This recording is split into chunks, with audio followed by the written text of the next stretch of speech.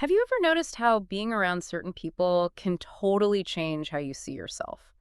Like maybe you're in a class and everyone seems to be getting it except you, and you start to feel, well, kind of dumb. Or maybe you're the star of your little league team, but then you go to a regional tournament and realize there are kids twice as good. It's like that saying, right? A big fish in a small pond. Exactly. And that's actually the name of this really interesting idea in education and psychology, the big fish, little pond effect. BFLPE for short. Icky, right. It is. And it basically says that, like, those examples, the people around us, especially when we're learning, can seriously impact how we view our own abilities.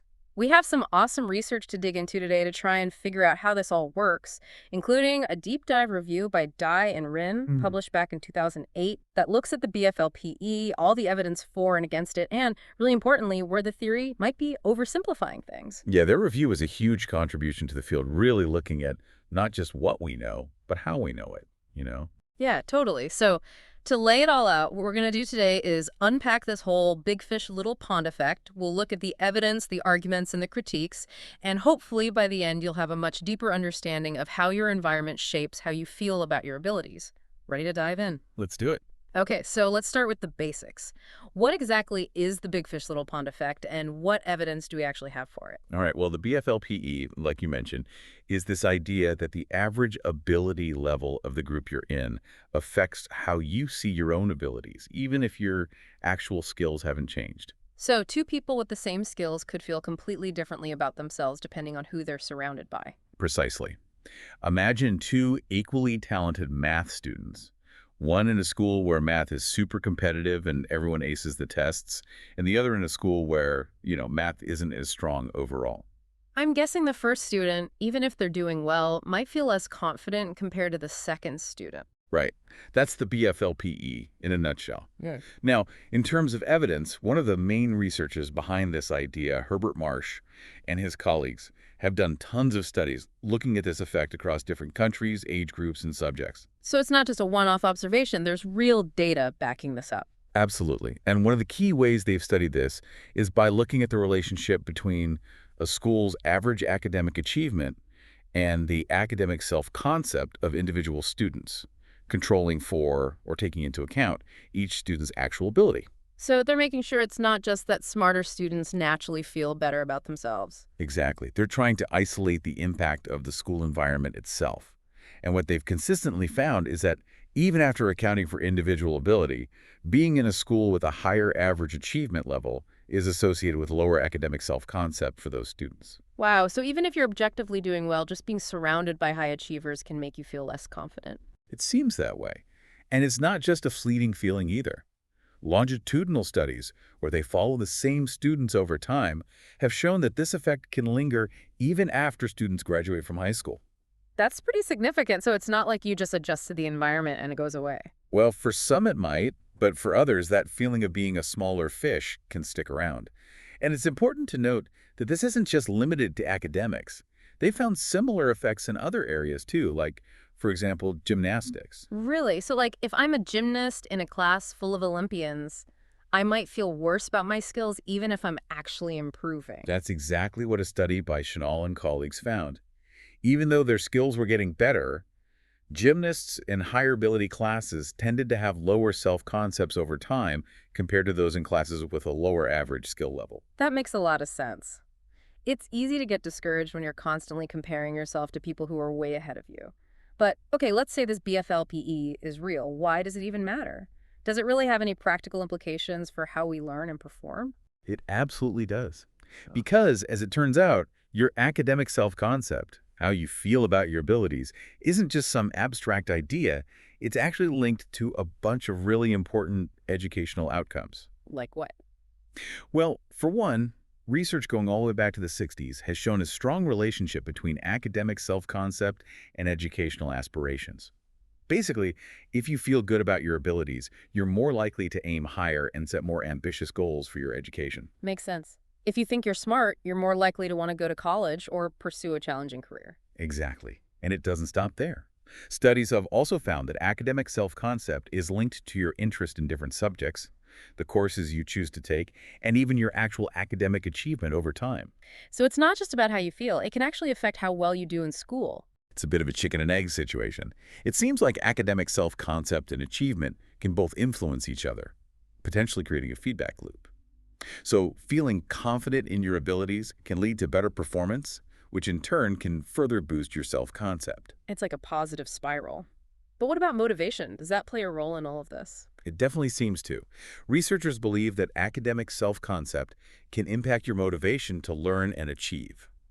If you believe you're capable, you're more likely to put in the effort, which can lead to better results. I can see how that would work.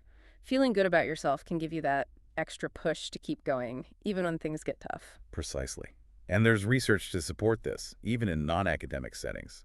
Studies have shown how feedback that compares you to others, like performance reviews in a workplace, can have a big impact on your self-belief and your motivation to improve. That makes sense. No one wants to be at the bottom of the pile. But okay, we've talked a lot about the evidence for the BFLPE. But is there ever a time when being around high achievers doesn't have this negative effect? Maybe even the opposite. What does the research say about that? You're bringing up a really important point because the BFLPE, while pretty influential, isn't always the whole story. There are definitely some caveats and nuances that we need to consider. So there are exceptions to the rule. Exactly. For one, Marsh and his colleagues themselves acknowledge that there can be a positive effect of being in a high-achieving environment, which they called reflected glory. Reflected glory. That sounds kind of fancy. What is that? Well, it's basically the idea that you can bask in the success of the group you're part of, even if you're not the top performer yourself. It's like that feeling of pride you get when your school team wins a championship, even if you weren't the star player. Oh, I get it.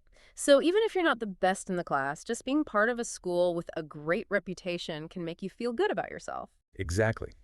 However, their research suggests that while reflected glory exists, it's often not enough to counteract the stronger negative effect of the BFLPE. It's like that feeling of pride might be there, but the pressure of constantly comparing yourself to your high-achieving peers can still take its toll. So it's like a tug of war between feeling good about being part of something successful and feeling bad about not measuring up individually. That's a great way to put it. And the research suggests that often the negative side wins out. But, and this is important, other studies have shown that the social context can really make a difference. What do you mean by social context? I mean things like how connected you feel to the group, how much you identify with it, and even your own personality and cultural background. For example, one study found that the BFLPE was weaker for individuals who strongly identified with their social group. So if you feel like you really belong, the negative comparison effect might not be as strong. That's the idea. And it kind of makes sense, right? If you see your success as tied to the group's success, you might still feel good, even if you're not the absolute top performer. And this isn't just about groups. Even the way you're thinking about yourself at the moment can influence how you compare yourself to others. What do you mean? Well, some really clever experiments have shown that whether you focus on your individual identity or your group identity can affect whether you experience that negative contrast effect or the positive assimilation effect when you're making comparisons. So if I'm thinking about myself as part of a team, I might be more likely to feel good even if my individual performance isn't the best. Exactly. It's like your mindset can actually shift how you interpret the comparison. And even your cultural background can come into play. Research has suggested that people from cultures that emphasize independence might experience the negative effects of upward comparison more strongly than those from cultures that emphasize interdependence. That's fascinating. So even something as fundamental as how we see ourselves in relation to others can shape how we respond to social comparison. It really highlights how complex this all is. And here's another really interesting point. The BFLPE often assumes that comparing yourself upwards to people who are better than you is always a bad thing for your self-concept. But research suggests that it's not always the case. Really? When would comparing upwards be a good thing? Well, think about it this way. Sometimes seeing someone who's further along than you can be inspiring. It can show you what's possible and motivate you to improve. So instead of feeling discouraged, you might feel challenged. Exactly.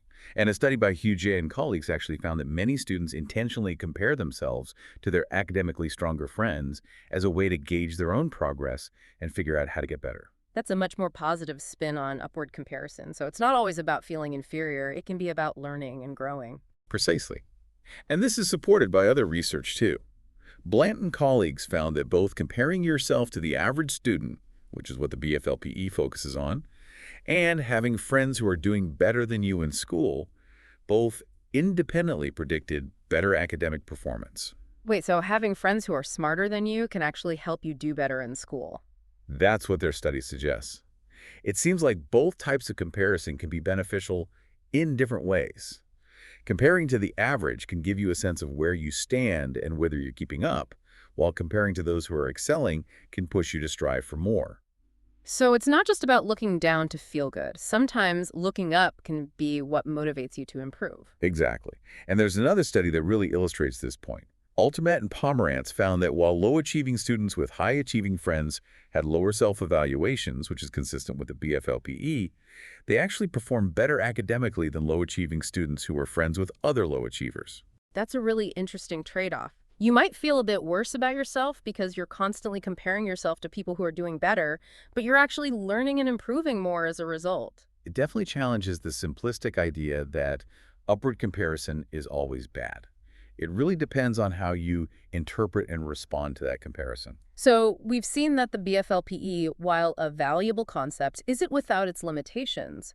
But when we look at the bigger picture of social comparison research, what are some of the main critiques that Dye and Rin bring up? Their review raises some really insightful points about the BFLPE and how it fits into the broader understanding of social comparison. One major critique is that the BFLPE, while pointing out this effect of the environment on self-concept, doesn't really dive into the underlying psychological processes. It's like saying, hey, look, being in this type of school makes you feel this way, but not really explaining how or why. So it's more of a description than an explanation. That's a good way to put it. It's like saying that being in a crowded room makes you feel anxious, but not explaining whether it's the lack of personal space, the feeling of being watched, or something else entirely that's causing that anxiety. That makes sense. We need to understand the why behind the what. Exactly. And some research by Butler provides some clues here. She found that when students are focused on mastering a task, on really understanding and learning the material, they're actually less concerned with social comparison. It's only when the focus shifts to outperforming others, to proving your ability, that comparing yourself to your peers becomes a major factor in how you evaluate yourself. So if you're genuinely interested in learning for the sake of learning, you might be less likely to get caught up in the BFLPE. That's a very real possibility. Your goals and motivations can significantly shape how you experience social comparison. And this ties into the developmental aspect as well.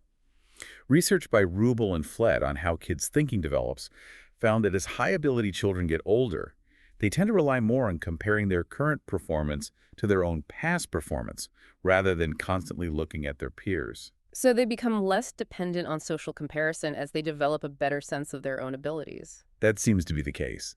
But they also found that low and medium ability kids tend to remain more focused on social comparison as they get older. This could explain why the BFLTE might be more pronounced for certain age groups, or when people are in new situations where they're less sure of themselves. It's like when you're still figuring out what you're good at, you rely more on comparing yourself to others to get a sense of where you stand. Exactly. And this is further complicated by the fact that our ability to accurately judge our own abilities, to see them as relatively stable traits, also develops over time, as researchers like Nichols and Miller have shown. So it's not just about who we're comparing ourselves to, but also about how we understand and interpret those comparisons. It's like the whole process of self-evaluation is evolving as we grow and learn. Precisely. And this leads to another really important point about social comparison, which is that it's not always something that's just imposed on us by our environment. We also have a role in choosing who we compare ourselves to. So it's not always just about who happens to be in our class or on our team. Not necessarily. A study of college students by Foddy and Crundle actually found that most students preferred to compare themselves to peers who were similar to them, or even slightly better, not to those who were doing worse. That's interesting. So even though comparing downwards might make you feel better in the short term, it might not be as satisfying or as helpful for growth in the long run. Exactly. And research has also shown that children become increasingly aware of the effects of social comparison as they get older, and they start to adjust their behavior accordingly. They might actively seek out comparisons that help them learn and improve, or they might avoid comparisons that make them feel bad. So we're not just passive recipients of social information. We're active participants in the process. Exactly. We choose who we compare ourselves to, how we interpret those comparisons, and how we respond to them. And this is something that the BFLPE, with its focus on the environment, doesn't fully capture. So it seems like the BFLPE provides a valuable starting point, but it needs to be integrated into a more complex and nuanced understanding of social comparison. But let's get even more specific. What are some of the key conceptual problems that Dye and Rin highlight with the BFLPE model itself? They bring up several really important points. One is about these situationally imposed models of social comparison. While it's true that some situations make comparison unavoidable, like a ranked competition, the BFLPE tends to assume that this is always the case, especially in academic settings. It doesn't really consider the individual's role in seeking out or avoiding comparisons. So just because you're in a classroom with other students doesn't automatically mean you're constantly comparing yourself to them. Right. The BFLPE kind of treats the classroom as this monolithic entity where everyone is using the same frame of reference, the school's average ability, to judge themselves. But in reality, students might be comparing themselves to their close friends, to students in their specific classes, or even to people outside of school altogether. It's like the BFLPE might be oversimplifying the social landscape that students are actually navigating. Exactly. And they also point out the limitations of coping models in explaining the BFLPE. In school, we're not just trying to learn and perform well, we also want to feel good about ourselves. And social comparison can create this conflict between wanting to improve and wanting to maintain a positive self-image. So comparing upwards might help you learn but make you feel bad, while comparing downwards might make you feel good but not push you to grow. That's the dilemma. And the BFLPE doesn't really acknowledge this active process of coping with these conflicting motivations. It doesn't account for the different strategies students might use to deal with being in a big pond, like focusing on their own learning, finding inspiration in high-achieving peers, or even deciding that the area where they don't excel isn't that important to them. So it's not just about the environment, it's also about how we choose to respond to it. Exactly. And then there are motivational models, which look at how social comparison intersects with our overall motivation to learn and achieve. Our self-concept isn't just shaped by our performance. It's also shaped by our beliefs about our abilities, our expectations, and how we explain our successes and failures. It's like our self-concept is this dynamic thing that's constantly being influenced by our experiences and interpretations. Exactly. And March himself, early in his research, envisioned this more dynamic model where achievement, self-concept, and how we explain our performance are all interconnected.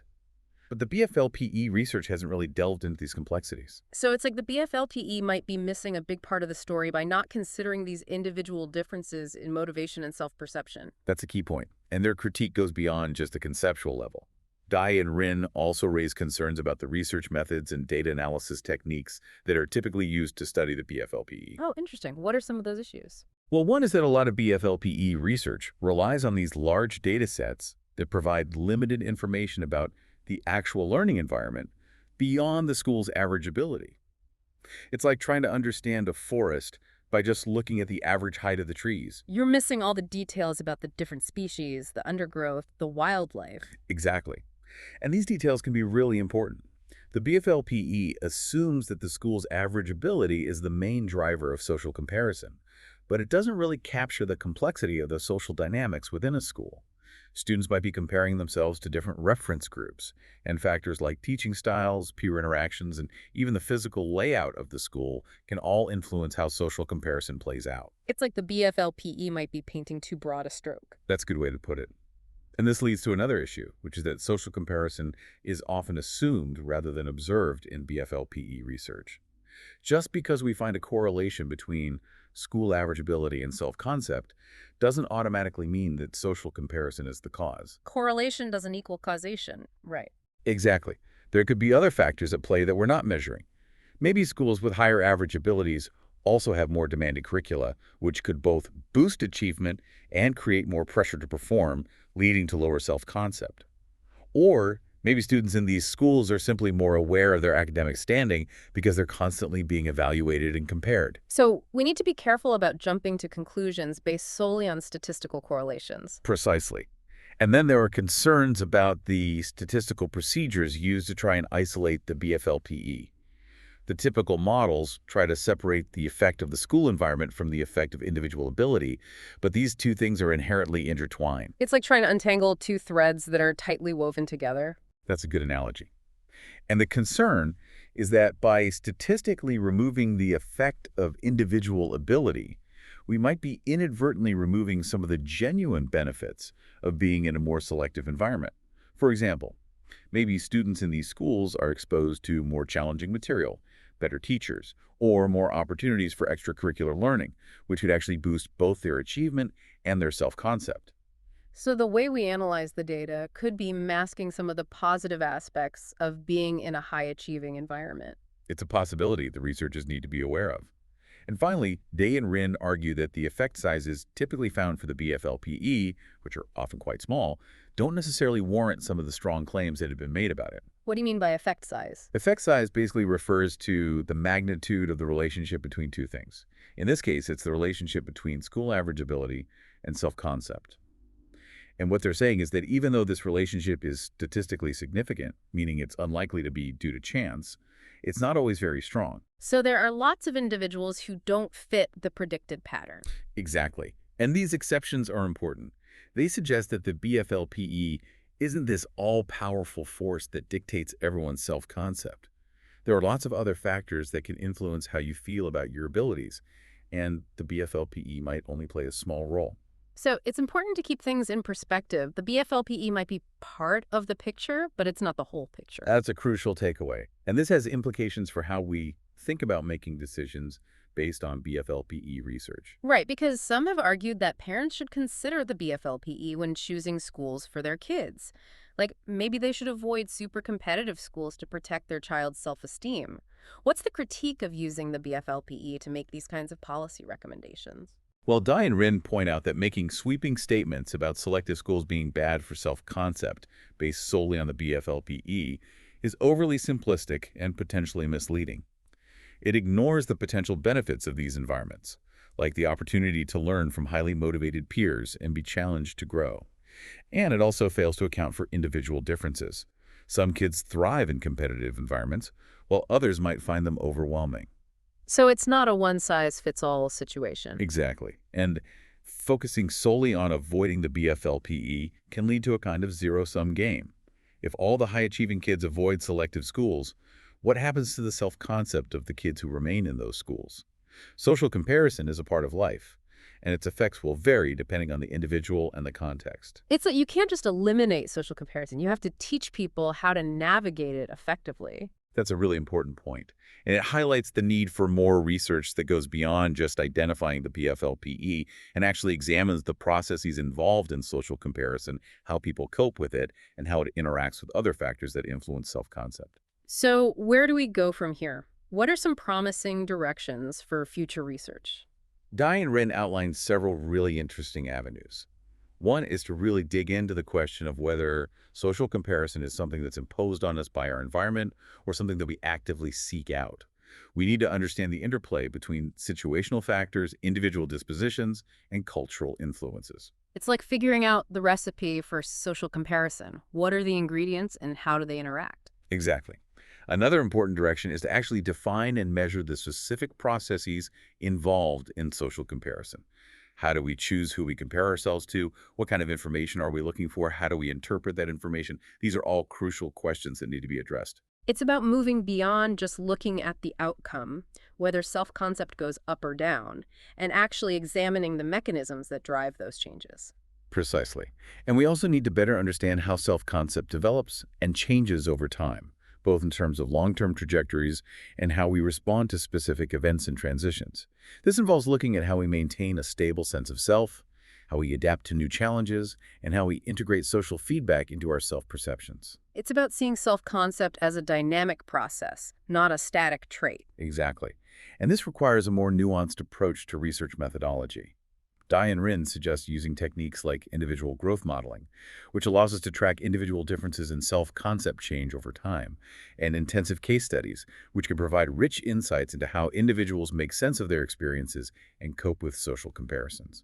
So using a wider range of tools and approaches can give us a much more complete picture of the BFLPE and its implications. Absolutely. By moving beyond the simplistic view of the big fish in the little pond, we can start to unravel the complex tapestry of social comparison and its impact on how we see ourselves and our place in the world. That's a great way to put it. So, to wrap things up, it seems like the big fish, little pond effect, while a valuable starting point, needs to be considered within a broader and more complex understanding of social comparison. It's not just about the environment, it's also about our individual choices, motivations, and coping mechanisms. Exactly. And for you, our listener, this deep dive hopefully highlights that your self-perception isn't just about your absolute abilities. It's also about the pond you choose to swim in and how you choose to navigate those waters. So, here's a final thought to leave you with. How might understanding the BFLPE help you think differently about your own learning or professional environments?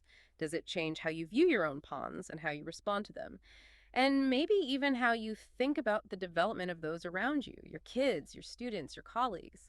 There's a lot more to explore in the research we've discussed today, so if this deep dive has sparked your curiosity, we encourage you to dive even deeper into the sources. Thanks for joining us on the deep dive.